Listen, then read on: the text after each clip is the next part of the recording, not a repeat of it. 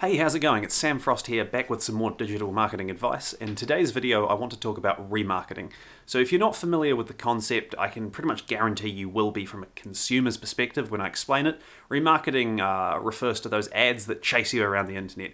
So if you go visit a website like Air New Zealand and you don't have an ad blocker enabled, you'll look at some flights and then you'll leave and you'll probably start seeing ads chasing you around the internet for that particular flight you looked at or for other special offers. E-commerce businesses often do a really good job at this. Hallensteins and Glassons, they do a great job, at least from my perspective. Now, whatever your opinions on remarketing are, I know some people really love it and some people hate it, and most business owners and marketing teams just care about the ROI it can generate. There are a few things that I see businesses do incorrectly that I guess I want to give some advice on. The first mistake is basically not adding any form of frequency capping to your remarketing. So what this means is that with pretty much any remarketing platform out there, whether you're doing ads on Google's display network or Facebook, for example, you've usually got the option to add some sort of frequency capping. So what this means is that rather than having your ad show pretty much perpetually to that remarketing audience, you can say, hey, I want to cap the number of times someone sees my ad in a day or a week or a month or until they drop out of my audience. So have a think about this and what might make sense as far as frequency capping goes. There's no hard and fast rules, but generally I think you're probably better to err on the side of being perhaps too infrequent rather than too frequent. The reason frequency capping is important to think about is pretty much this. If someone comes to your site and they have a look at the products you offer or the services you provide, and then they leave and they start seeing your ads following them on Facebook and YouTube and Instagram and all sorts of places, and they start seeing them day in, day out, over and over and over again, after a while they're either going to buy or they're not going to be interested. Maybe they'll come back down the track, but you reach that sort of point of no return where you're either going to turn them into a customer or just annoy them and probably put them off your brand. And that's where frequency capping can help. So if you're not currently frequency capping, have a think about how often you might want people to see your ads. Feel free to send me a message if you'd like some advice, because it does depend a bit as well on what you sell. Obviously, some businesses have much longer sales cycles, whereas others have short sales cycles, and so the frequency capping best practices will change, but definitely consider doing that. Another thing you should do as well with remarketing to improve your performance is make sure that you structure your audiences so that people will drop out of your remarketing lists if they complete the action you want them to complete.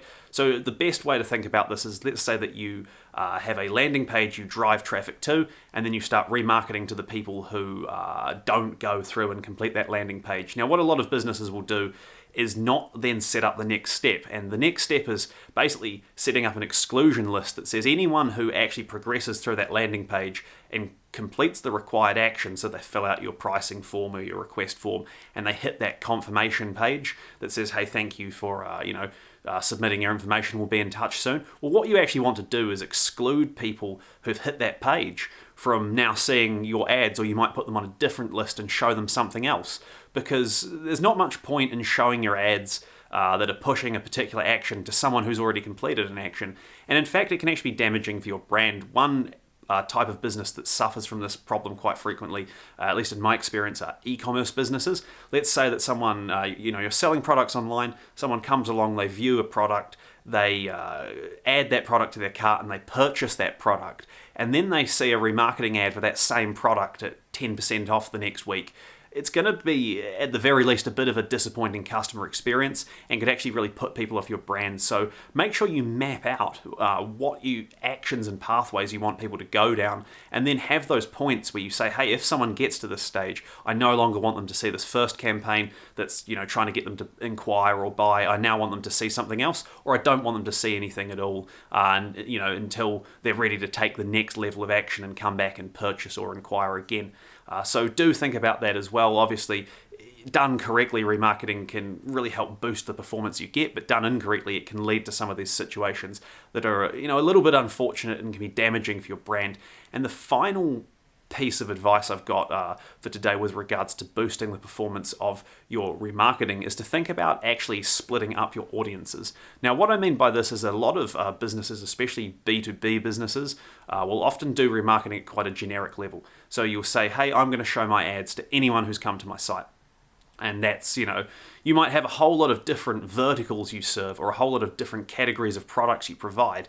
And obviously, remarketing to anyone who's visited your site and sending them a generic message, that's probably better than doing nothing, at least from the perspective of driving inquiries and sales. But you can massively increase your performance simply by saying, hey, I'm going to show ads for people who viewed, this category of products, and I'm going to show them ads about that category of products or about that category of service. So if people are looking at the blue widgets section of your site, don't show them an ad that's just generic. Actually consider showing them an ad that's about blue widgets. So depending on what platform you use, whether it's Google or Facebook or all of them, or even any kind of remarketing platform, there's usually going to be a functionality that allows you to split up your overall site visitor audience into little different slices. So you can slice and dice it multiple ways. You can set up the exclusions like I mentioned before, and you can get a little bit more niche. And if you're selling products, you can usually use something like dynamic remarketing that's looking at actually showing people the products they've already viewed on your site. But at the very least, have a think about just slicing the audience up as far as how they've actually interacted with the site. So if your business offers 3 different services, then actually have audiences for the people who viewed those 3 different service pages. Because, just because someone's shown an interest in service A doesn't mean they're necessarily interested in service B. Now, if that sounds confusing because you haven't really got your head around exactly how to set up remarketing, well, don't worry. It's often a lot easier than you think to get started.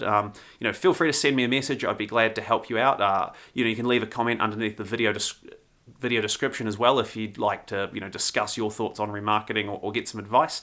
But just have a look in the system you use, whether it's Facebook ads or Google ads or whatever you use. There will always be a relatively accessible option to start splitting up your audiences. And you really should get into the habit of doing this. I find it's generally a lot more effective than going too generic.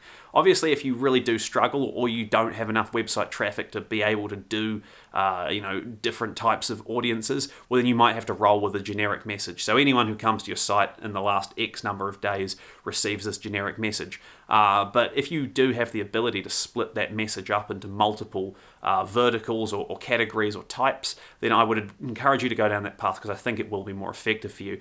And one other quick tip as well before I go is just to remember to refresh your creative and your message periodically as well. It can get stale pretty quickly when companies are using exactly the same remarketing message all the time. So just think about doing a periodic refreshment as well. Whether that's aligning your message with an upcoming promotion or whether that's just changing the imagery you use or changing the wording. Whatever you do, it's worth trying to keep things a little bit fresh. So hopefully you found that helpful. If you're starting out with remarketing, especially if you're sort of new to actually trying to set it up yourself, well then, as I said, feel free to get in touch. I'd be glad to help you out. I'd be interested to hear your experiences with remarketing as well. Maybe you hate remarketing and you think it should be banned and done away with, or maybe you think it's the best thing since sliced bread. Let me know in the comments. If you're watching on YouTube, please subscribe. Thank you so much for watching, and I'll see you next time.